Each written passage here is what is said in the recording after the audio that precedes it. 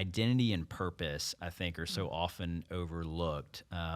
And not because we want to, but because I think it's so hard. It's just so hard to help people like really find their identity rooted in Jesus and to find their purpose out of that. Hey everybody, I'm Lindsay. And I'm Suzanne. And welcome to the Find and Follow podcast, where our goal is to help you engage your faith outside of Sunday. So today we're joined by our friend Ron Dasher. Ron, thanks for being here. Welcome, thanks for having me. Ron, tell us a little bit about yourself before we jump in. Who are you? Yes, Ron Dasher. So I'm a pastor here at New City. I've been on staff for 8 years and love what I do. As far as hobbies go, I would say anything outdoors, fishing, mountain biking. We love the Whitewater Center. And most recently, training for a first marathon. So I've been running a ton. Wow, that's great. It's coming up, right? When is it? Yeah, in December. Okay. A few weeks. What's the key to training for a marathon? For me, it's following a plan. I have a plan printed out and good. just run what it tells me every day. It's good. I'm in the 5K world. That's about all I can do. 3 miles. Yeah. 3.2? Right? Yeah. 3.2. Yep. 3.2. Yep. Turkey trot. There it is. Yeah, I'm just turkey trotting everywhere. Well, Hey. Good luck on that marathon.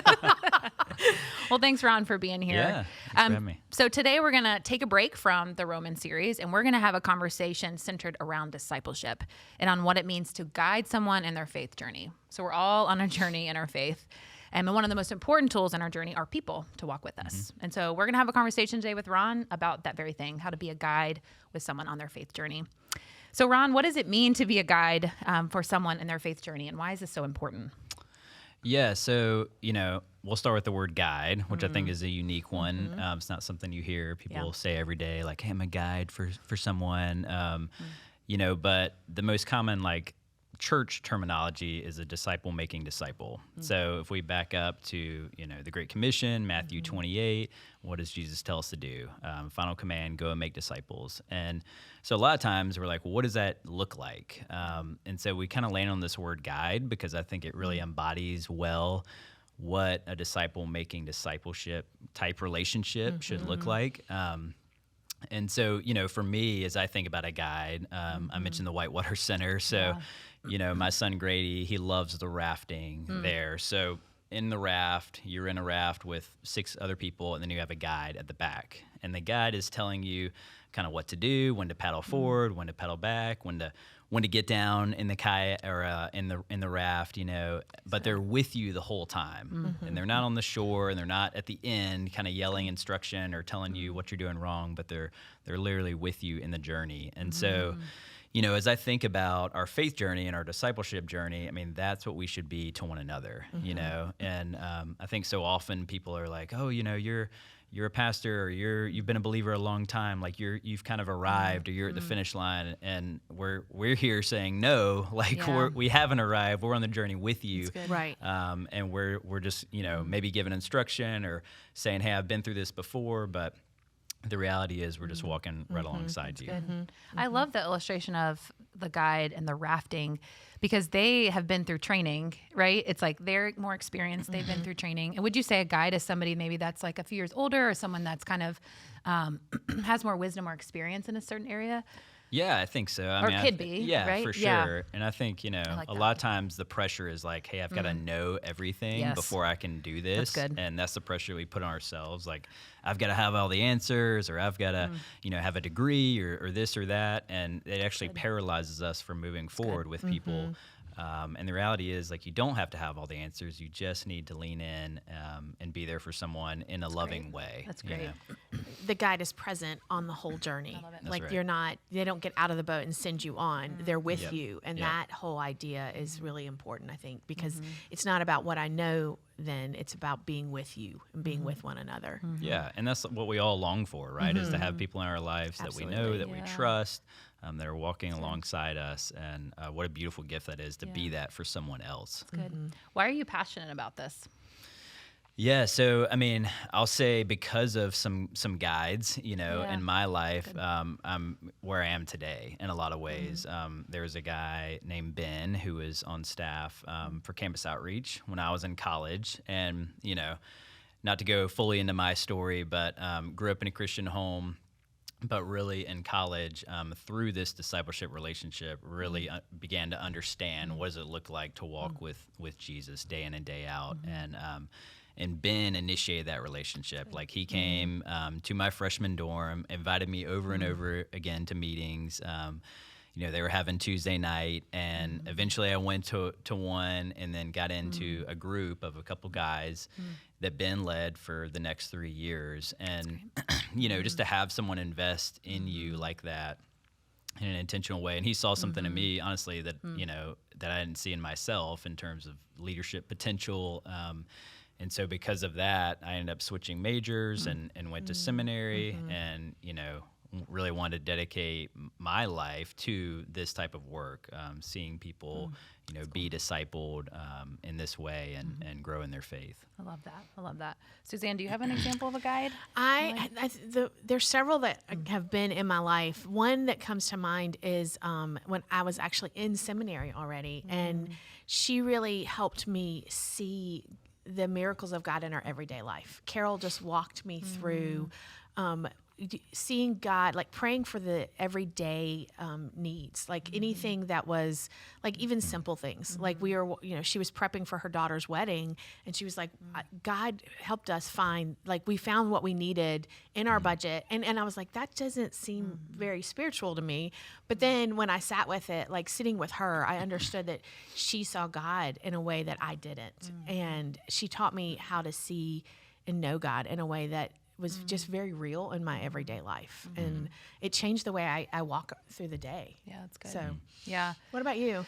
Yeah, it reminds me, I talk a lot about Todd and his wife, Abby, right after college. Kind of reminds me a lot of Ben when you were describing that relationship. But Todd really initiated a Bible study invitation to come to a Bible study at his house. And at the time I was not interested in going. But it was through that community. It was like 6 or 7 of us, and we studied the word together and prayed together. And same as you, Ron, I grew up at church and I grew up in a Christian home, but it was through that group that I really came to understand the gospel. But I would say Todd, he saw something in me and believed in me in ways that I couldn't, and I didn't at the time. And he is several years older, but he never acted like he had it together. And that's what made him so trustworthy and safe.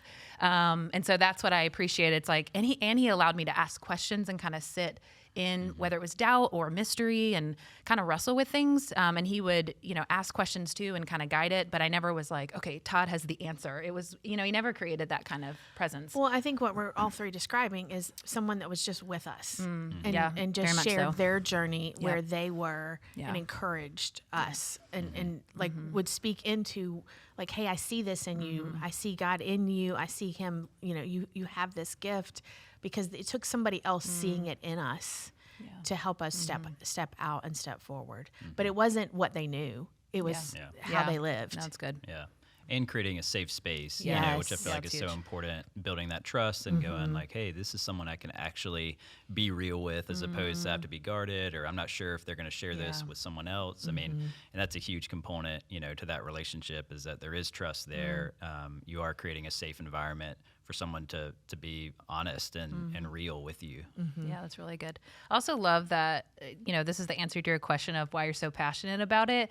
It's like, because someone was that for you, now you can go and be that for someone else. I love that because I think that's the point of, being a guide, right? And that's the point of the faith journey. But Ron, what would you say is the goal of these kind of relationships? Yeah, so I think it's, often we think about like truth and love, and I've got to speak truth and do it in a loving way. And yes, I think for sure there's time and place for that. Really, in these type relationships, though, I think it's really helping someone uncover more than it is like reminding them of this thing or telling them that thing. Because the reality is, in church world at least, like we probably all know a lot of the right answers, or at least have heard it.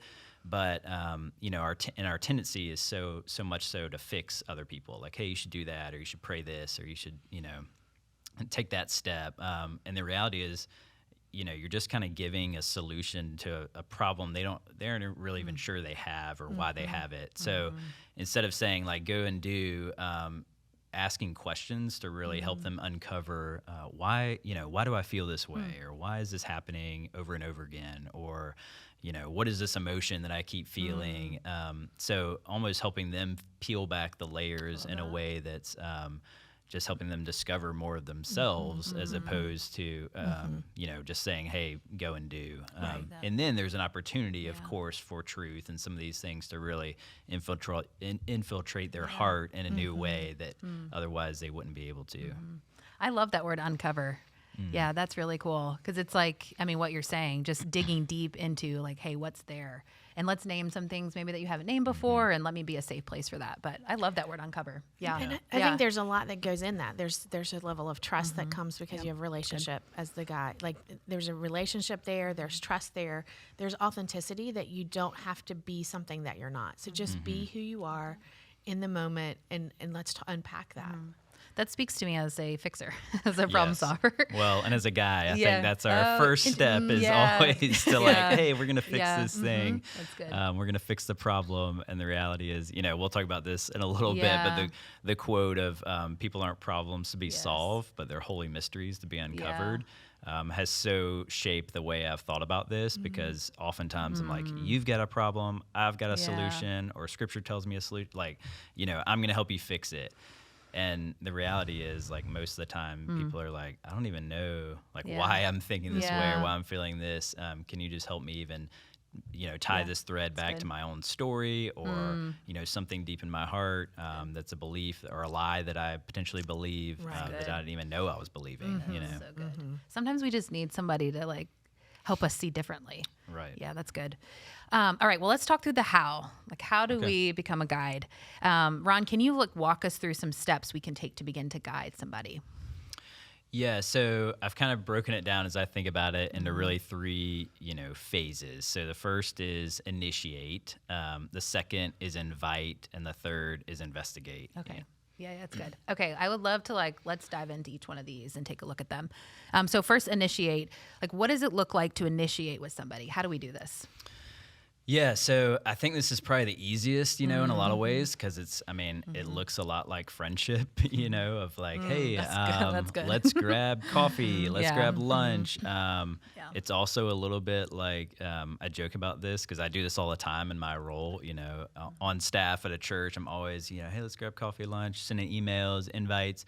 It's kind of like asking somebody out on a date. You're like, I don't know if they're going to say like yes or no, or if they're even going to respond, But it's literally just that. It's taking a step towards someone. And so often in the church, people within our own building, oftentimes we just assume they're going to take a step toward us. Like, oh, well, if they wanted this, they would just come ask, or they would go to, a staff member, they would do this or that. But the reality is most people, that's still too big of a hurdle. So for us to take a step, for us to be, going and making disciples, it's an action word. We're doing the initiating is huge for folks, really instead of being just reactive. Well, when someone comes and asks me to disciple them, then I'll just that's never going to happen. Or maybe rarely. But if you go and you seek out a relationship, like, hey, I just want to be, get to know you, get to hear your story, and then, take it from there kind of to the next step of invitation. Yeah, that's good. What are we looking for when it comes to who to initiate with? Because in my mind, I'm like, oh, I'm surrounded by a lot of people. There's certain things that we're looking for when it comes to initiating. Yeah. So I think the acronym is FAT, which is faithful. It's memorable. It stands for faithful, available, and teachable. And this is like a Campus Crusade thing, I think, from several years ago. But literally, just looking for kind of those three qualities. Who's someone who's around, who's faithfully, either attending a church or like taking a step somewhere in their faith. Who's available, who has the time, because that's a big deal, or they're going to make it a priority. And then someone who's humble and teachable and goes, hey, I know I don't have it all together. Like, I need this in my life. I need someone to walk with me on my discipleship journey. That's good. That is very memorable. I'm going to remember that. Okay. The next was invite. And so what are we inviting people into? After we've initiated, what's the next step? Yeah. So, when I was in in high school, middle school and high school, we had this thing with boyfriend, girlfriend. We would say we were talking to each other, but then at a certain point, if you like someone, at a certain point, then you had to have the DTR. Yes. And DTR Still a stands thing. for Define the relationship. define the relationship. So Yeah. I do think there is a point where, hey, you're getting coffee with somebody, you're getting lunch, you're going, hey, I think they're kind of looking for this, hungry for this. I think I could step into this. But there is a point where you have to like really clarify. This isn't just like talking about the Panthers, talking about the weather, talking about kids and family, like maybe some of those things, but I want to invite you into something deeper, And so there are these kind of 5 levels of relationships that I found that's actually super interesting. And, I think we have a lot in the first 3, and I'll walk through those here in a second. But the last 2 are really ones that I think a lot of us don't have in our lives. So the 5 levels are, the first is when you're like, hey, how are you? And the person says, I'm Fine. I'm Busy. good. Yeah, I'm Good. busy. I'm whatever. Yeah. So, I mean, that's just like, Service. basic politeness. I mean, you would say that to someone at a fast food restaurant. The second level is when you're talking about facts, so you're like, hey, it's cold today, or hey, it's this or that. So, still very surface level. The third is opinions. So now you're getting into a little bit more, okay, they're starting to uncover a little bit more of who they are. All right, we're talking about, I think this about this scenario or this thing or this person or whatever. And then the fourth is feelings. So this is kind of where I would say the line is drawn typically in most American relationships with fact or opinions, and never really even gets, below that to feelings. But I think when you begin to share feelings with someone, this is how I felt. I mean, you're really beginning to be open and honest. And then the 5th level is transparency, which is like sharing how you are in feelings, but also who you are. Ooh, that's good. And I think that, beginning to uncover even more of your identity and what that's tied to.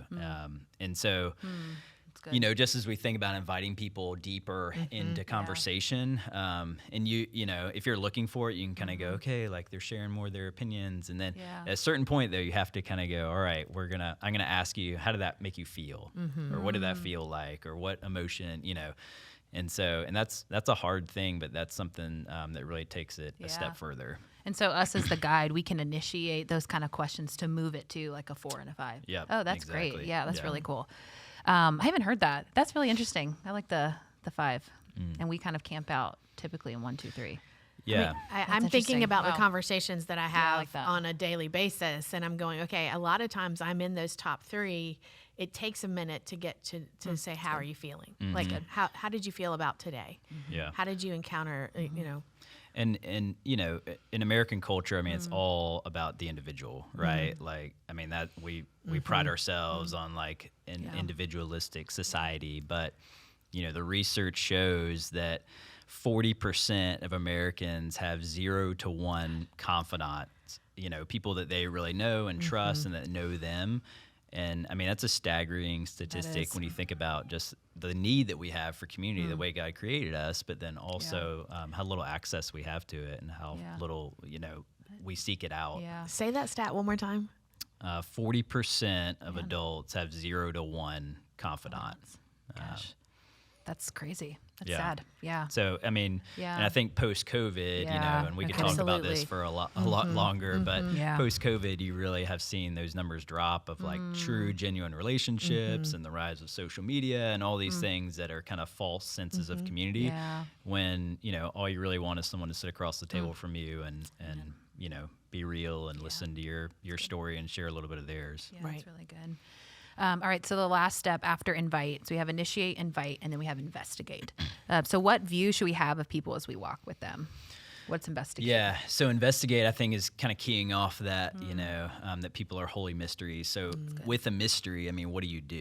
You want to dive in, you want to go, let me figure this out, let me investigate this, let me try and find some clues and find some threads and walk with this person. And so I think that's really the heart behind it is not that you're sitting across from them and, again, like telling them the things that they need to do or ways they need to fix themselves, but you're really peeling back layers. And your main tool in that is questions. And I'll say that, is so key. And that's something that I've learned and I'm still growing in. But I think the right question at the right time is probably one of the most powerful tools that we have in discipleship and helping people just really unpack what's God doing in your own heart, or where does this connect in your own story?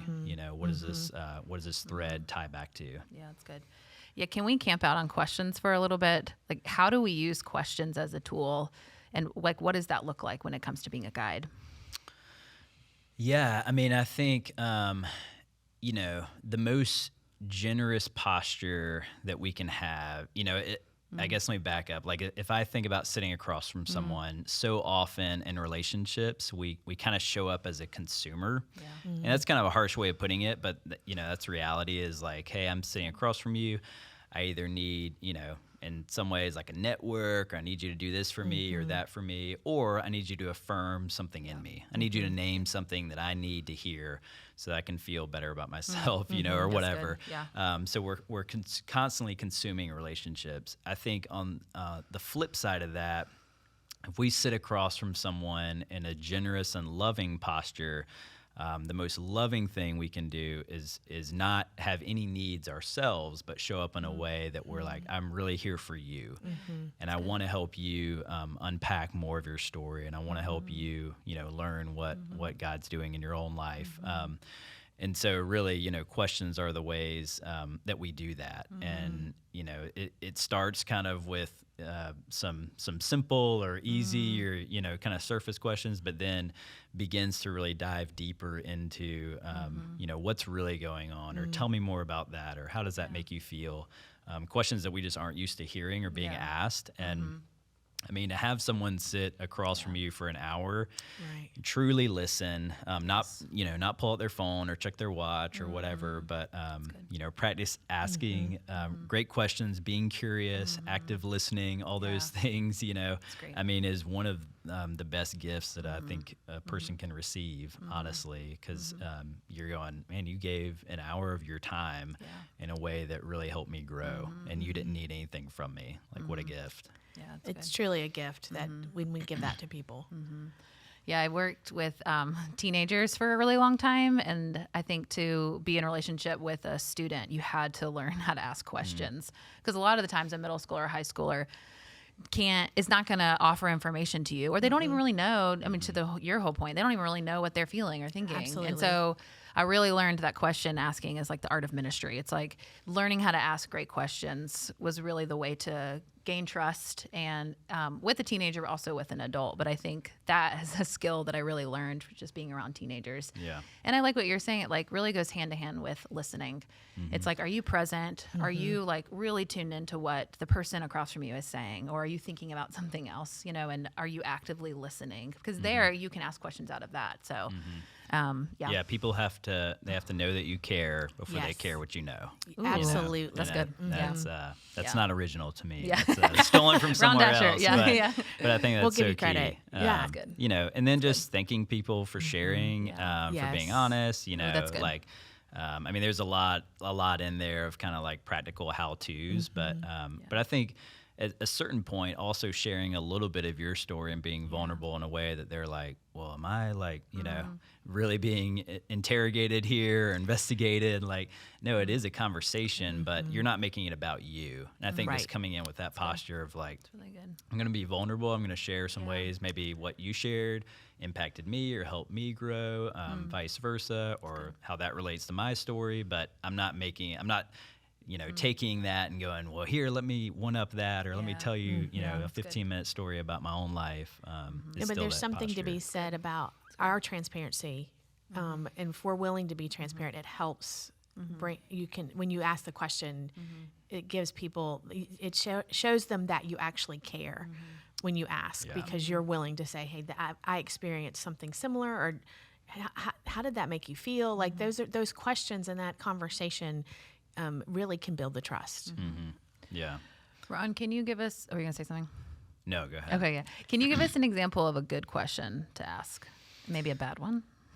Yeah, I think, well, as I think about some of the best questions that I've been asked, the one that sticks out to me is, what did that give you?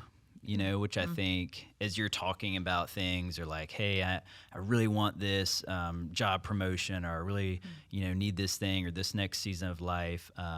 Asking that question over and over again of what would that give you, I think really helps people get to the heart of like, well, what would that give me? What do I need, or what am I desiring in this?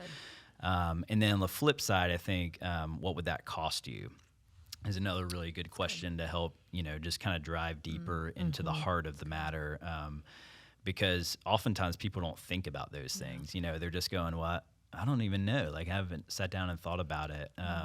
And then just really, like, I think you could ask why over and over again. Like, there's kind of that 5 whys, concept of like, if you ask why 5 times, you really get to the heart of the matter. And so just continuing to ask that in a way that helps people uncover.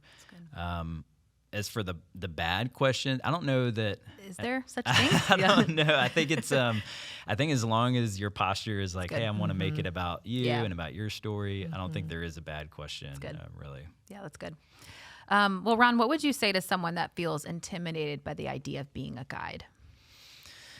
Yeah, I would just say, we talked about this a little bit earlier. You don't have to know all the answers. And I think that's so key. And no matter really where you are in your own faith journey, I mean, just walking with someone is such a gift. And to have great resources like, a church, a local church that you're plugged into that you can come to and say, hey, I don't know the answer to this, but let's go to this event or class or whatever, or this person to really find out more. I think, I'll talk a little bit about just discipleship as a whole, because I think so often we see it as like one big thing, but in my mind, it's kind of broken down into 4 parts of belonging, identity, truth, and purpose. And so in the local church, we so often camp out on the truth aspect and really belonging too. I think there are some ways that we're helping people plug in, and with great teaching and, curated resources, podcasts and sermons. Of course, there's a lot of great truth out there, but identity and purpose, I think, are so often overlooked. And not because we want to, but because I think it's so hard. It's just so hard to help people like really find their identity rooted in Jesus and to find their purpose out of that. And, as I shared in my story with Ben, I mean, that was what he did for me, was find my purpose, my calling of discipleship and going, hey, how am I going to do that? Well, it looks like the local church. And so, just what a gift for someone to help you realize that and what God's calling you to, that's really bigger than yourself, and your own story, but is tied to his story. Oh, that's really good. And as we wrap up, Ron, what would you say to someone who is looking for a guide? Like they've been listening and they're like, oh, I want that. What would you say? Yeah, I think asking is always, on the table. Like, hey, that's good. I respect you. I've seen the way that you live your life. Like, is there any way you could mentor me or meet with me or, and, I mean, how flattering for someone to hear, oh my gosh, like you've noticed something about the way I'm living. And then, kind of guide them from there. I think say like, hey, this is something that I'd love to do, meet monthly or whatever that looks like, but really just seek it out and make the ask. Yeah, that's great. Awesome. Well, thanks so much for being here, Ron. It's been a great conversation. Would you mind closing us in some prayer? Yeah, I'd love to. Thank you, guys. Thanks. Heavenly Father, thank you for the ways that you've created us, Lord. Thanks for community and the gift that it is, and even in the spite of how hard it is oftentimes in relationships and how messy those can be, Father, that you work in really great ways. And so, Father, we're thankful for that. Just pray for those listening today that you would bring people into their lives, either to be guides to, or, Father, to be guides to them. And I just pray that we would take steps in that direction, that we would just initiate those conversations, if nothing else, and be present in each other's lives. thank you for Jesus, and through him that all this is possible. And I pray these things in his name. Amen. Amen. Well, thank you, Ron, for being here. Thank you, guys. And thank you all for listening. You can find this episode wherever you listen to your podcasts. See you next time.